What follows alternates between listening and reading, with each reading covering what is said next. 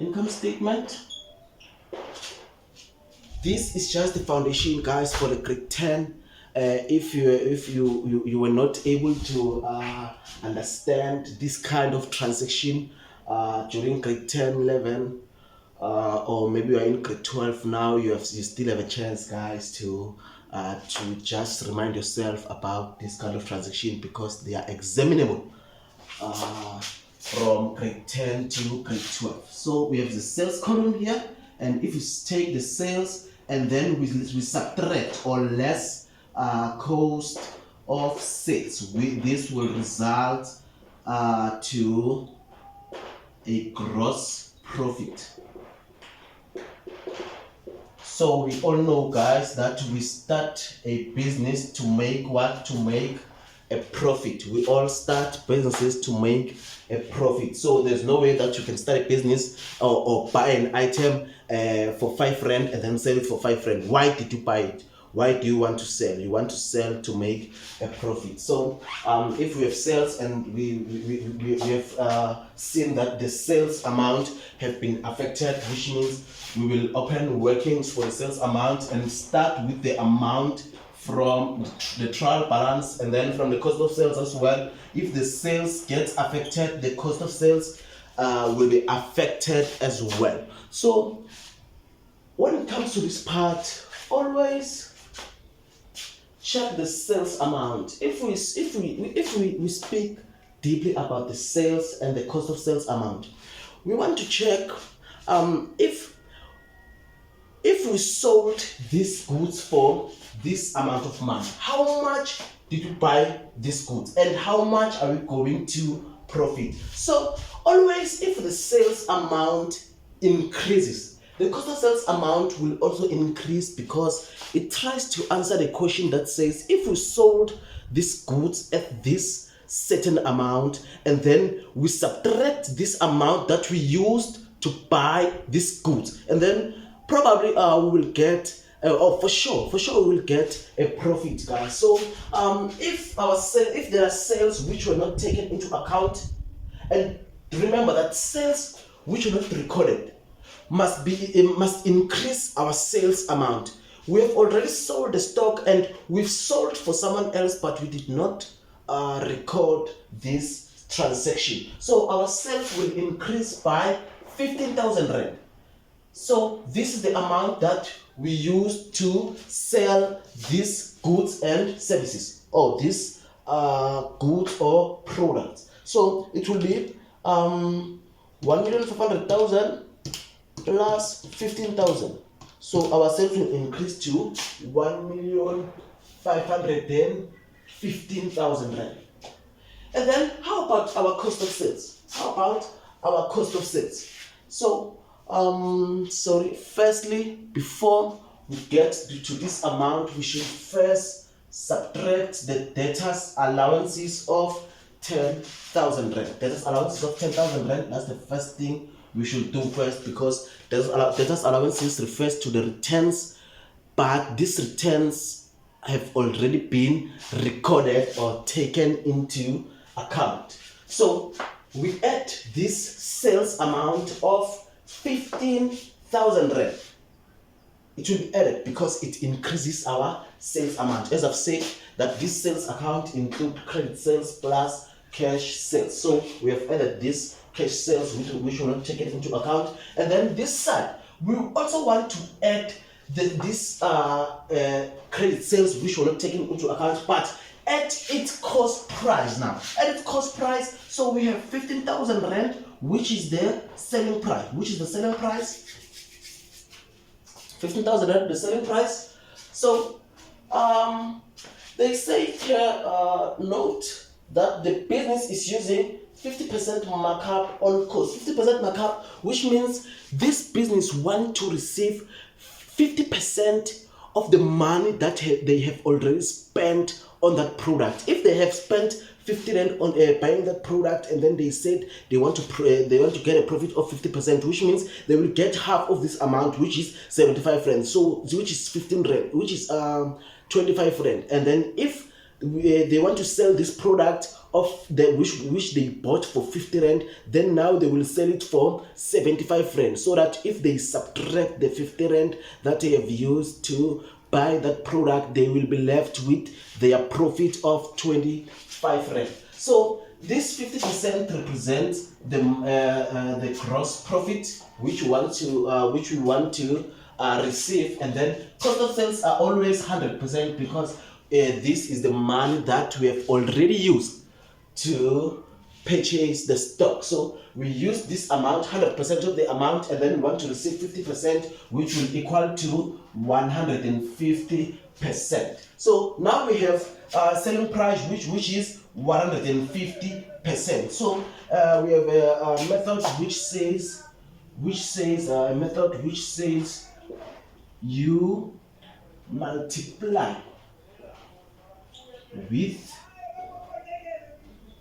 what you want over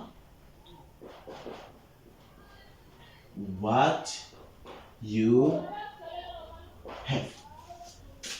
Have this information, guys. You multiply with what you want. What you want, it will be on top of the division sign. The division sign, this is what you want after the equal sign, and then what you have. What you have is represented by this amount that you have. What you have. So now you have the selling price of 15,000, which we are given here. So now you want to calculate the cost price of these goods, which were sold for 15,000 rand. So it's 15,000 rand. So you want to calculate the cost price. The cost price is how many percent? The cost price, which is the cost of sales. So we know that cost price is also known as cost of sales. Cost price is the amount of money that we have already used to buy their product, guys. Okay, 15,000, which is the amount for selling price. So we want the cost price, which is 100%, then the selling price, which is 150%, is represented by this amount, the amount that we use to sell the product. Okay, so how much we look at here?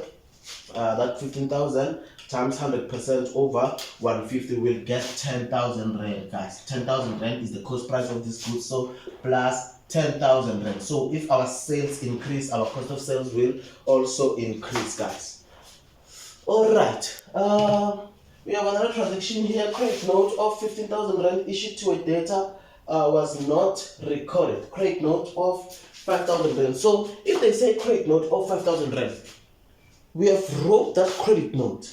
We have wrote that credit note to the debtor, and then we gave him or her that credit note. So that moment we wrote a credit note for the debtor and for goods worth 5,000 rand. So which means this 5,000 rand is the selling price. The selling price, unless they tell you that with the cost price of how much. But now we believe that it is the selling price because it was a credit note worth 5,000 rand, which was issued to a debtor, guys. That 5,000 rand. So when it comes to a credit note, we know that if we sell stock, our sales increases. But if there are returns now, those returns will decrease or will decline our sales account or sales amount, which in turn will cause us to reverse that amount of money they used to buy our product, or we should cancel those debtors, those people who came to buy on credit. For instance, someone comes and buy 3 breads on credit. That guy or that person owes us 30 rand already. For each bread is sold for 10 rand. So he bought 3 breads for 30 rand on credit. So that guy is owing us 30 rand. Then now he come back and say, no, I no longer want this bread. I only need these 2 bread, so I will return this one. So automatically that person owes us 20 rand now because of those returns that already occurred. So with this returns of 5,000 rand, it will decline our sales by 5,000 rand. And then that 5,000 rand, which was the selling price, then now we want to record this amount to our cost price or our cost of sales as well. So you know that if our sales increases, our cost of sales will also increase as well, because it tries to answer the question that says if we sold this stock at this amount, how much did we bought this stock, and then how much are we going to profit from that stock. So it will always balance this side, guys, and don't forget that cost of sales is always in bracket. Then 5,000 rand multiplied by, now we want to calculate the cost price, so because we're getting the selling price, so the cost price is 100% over 150, which is represented by the one below the division sign represent the one that we have, and then above the division sign represent the one that we want. So how much are we going to get here? 5,000 rand multiplied by 100 over 150, we'll get 3,333. Give us, which is subtract 3,333. Alright, so after we have calculated the cost of sales, this is the amount which we got from the trial balance, plus the credit sales which were not taken into account. We have calculated the cost price of 10,000 rand using the selling price of 15,000 rand, and we said you multiply with what you want over the amount that you have. So the amount that you have is represented by this amount. So we have got 3,333, so which in total will give us 1,006,667 rand. Then we subtract the sales minus cost of sales. Then our gross profit will be 508,333. So don't forget, guys, that when we are marking, we start from this amount, unless they have already given you this amount in there and in your answer book. Then this amount, it will be added if you have subtracted this debtors allowances from the trial balance, guys, then plus the sales which were not recorded, and to subtract the credit note or the returns which were made by debtors, which will decline our sales and cost of sales amount. And then in the cost of sales account is the amount that we got from the pre-adjustment trial balance, plus the 10,000 rand which was for credit sales which were not recorded, and then subtract the returns which were not taken into account. Then we'll get this amount, and then sales minus cost of sales is equals to this amount. So normally they will give you 2 marks for this amount that you have calculated using a gross profit markup, and then operation marks here for one part correct, and then operation marks here for using the operation sales minus cost of sales is equals to gross profit.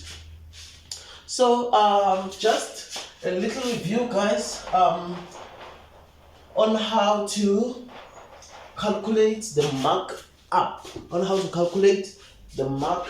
So calculating the markup, to check if the markup percentage have been achieved, the markup of 50%, we will take our gross profit over our cost of sales and multiply by 100 over 1. Our gross profit is 508,333 over our cost of sales, which is 1,006,667 multiplied by 100 over 1, which will give us 508,333 divided by 1,006,667 multiplied by 100, which will give us 40.4%.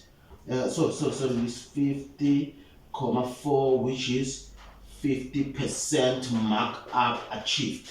You use this one to check or to prove if your calculations were accurate, or on how to calculate their gross profit markup which the business has already achieved. Thank you so much, guys, for your time. Thank you so much for watching. Please don't forget, guys, to subscribe so that you can get updates on what I've already posted on my channel.